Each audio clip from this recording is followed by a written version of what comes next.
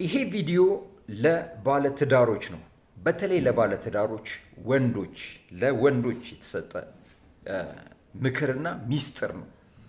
ደስተኛ፣ ስኬታማ፣ ውጤታማ፣ እረፍት ያለበት ትዳር ከፈለክ ማድረግ ያለብህን ነገር እነግርሃለሁ። ሚስትህን ስማት። በቃ ሚስት ብዙ ዲግሪዎች፣ ብዙ ትምህርት፣ ብዙ እውቀት ላይኖራት ይችላል። ነገር ግን ያልተማረች አይደለችም። ሴቶች ደመነፍሳቸው በተፈጥሮ የተማሩ ናቸው። ተፈጥሮ ያስተማረቻቸው ናቸው ሴቶች። ስለዚህ አንተ ሚስትህን መስማት አለብህ። ውጤታማ፣ ስኬታማ መሆን ከፈለክ፣ ሰላማዊ እረፍት ያለበት ትዳር ከፈለክ ሚስትህን መስማት አለብህ። ሚስቶች ደመነፍሳቸው የተማረ ነው።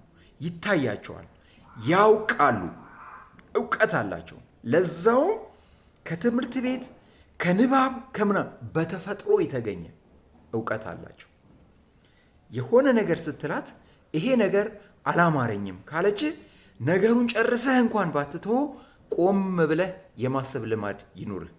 በኋላ አልፈህ ሄደህ ተጋጭተህ መተህ አሟረትሽብኝ ምናምን ብለህ ከምትጋተት ከምትጨቃጨቅ ሰላምህን ከምታጣ መጀመሪያውኑ እሷን ስማት።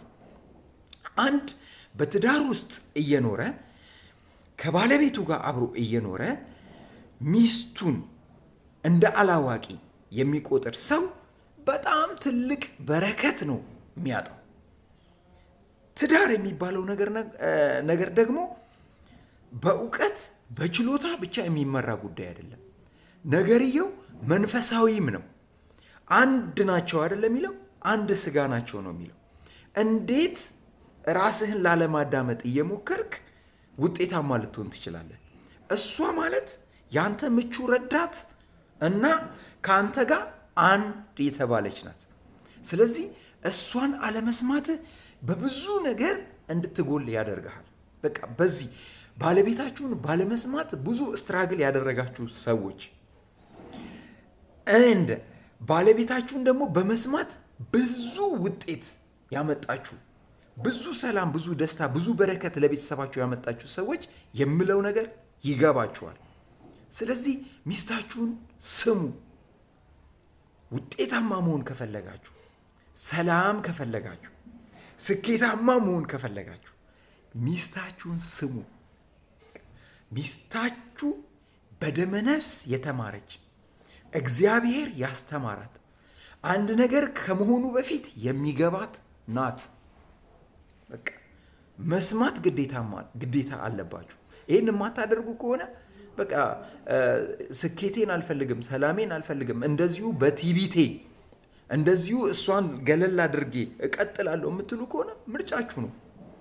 ነገር ግን ሄዳችሁ እየተጋጫችሁ ያን እየሞከራችሁ ከዚህ እየተጨቃጨቃችሁ ተው የምትባሉትን ነገር አልተውም እያላችሁ የምትቀጥሉ ከሆነ የምትፈልጉት ውጤት እንደማይመጣ ከወዲሁ ልነግራችሁ እፈልጋለሁ። ጸሎትህ እንዲሰማ ሂድና ከባልንጀራህ ጋር ቀድመህ ታረቅ ነው አይደለም የሚለው። ሚስታችሁ ደግሞ ከባልንጀራችሁ ይልቅ ከወንድማችሁ ይልቅ ለእናንተ ቅርብ ናት። ቅርብ ብቻ አይደለም፣ አንድ ናት። ከእናንተ ጋር አንድ ናት። ሰው እንዴት ከራሱ ጋር ተጣልቶ ውጤታማ መሆን ይችላል? ስኬታማ መሆን ይችላል? ስለዚህ ረጋ በሉ።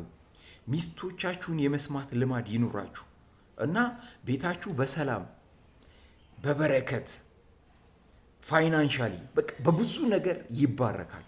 እና እኔ ያለፍኩበትንና ያየሁትን ነገር ነው የምነግራችሁ። እኔ ያገኘሁትን ጥቅም፣ ሰላም፣ ሳጠፋም ሳጎልም ደግሞ የቱ ጋር እንደጎደለ የተማርኩበትን ነገር ነው የምነግራችሁ። ይህንን ማንም አይነግራችሁም። ሰው ደግሞ ረጋ ብሎ አያስተውልም። ሚስቶቻችሁን እንዴት ነው እንዳላዋቂ ልቆጥሩ የፈለጋችሁት? ሚስቶቻችሁን እንዴት ነው ምንም እንደማታውቅ እና እንደሞኝ ማሰብ የፈለጋችሁት? የእናንተን ነገር ያጠፋችሁትን ይቅር ስላለች ስለተወችላችሁ ነው? ለኑሮዋ ብላ ነው፣ ለሰላሟ ብላ ነው የተወችው። አንተም ለሰላምህ ለውጤታማነትህ ብለህ ረጋ ብለህ ከሚስት ጋር ተመካከር። እውቀት አላት፣ ተፈጥሯዊ እውቀት አላት። ደመነፍሷ የተመከረ ነው፣ ደመነፍሷ የተማረ ነው። ሴቶች በተፈጥሮ የተማሩ ፍጥሮች ናቸው እና ስለዚህ ከነሱ ጋር ተመካከሩ። ነገርየው በእውቀት በችሎታ ብቻ የሚመራ አይደለም። ትዳር በእውቀት በችሎታ ብቻ የሚመራ አይደለም፣ መንፈሳዊም ነው። ስለዚህ የመንፈስ አንድነት የሚለው እዚህ ጋር ነው የሚመጣው። ከሚስት ጋር የመንፈስ አንድነት ይኑር፣ ተመካከር፣ ስማት፣ ቦታ ስጣት። ያኔ አሸናፊነት የተረጋገጠ ይሆናል። ሰላም ይብዛ። ላይክ ፎሎ ማድረግን አትርሳ። ደግሞ ይህ ምክር ለሌሎች ይጠቅማል ብላችሁ ካሰባችሁ ሼር አድርጉት። ወዳችኋለሁ። መልካም ቀን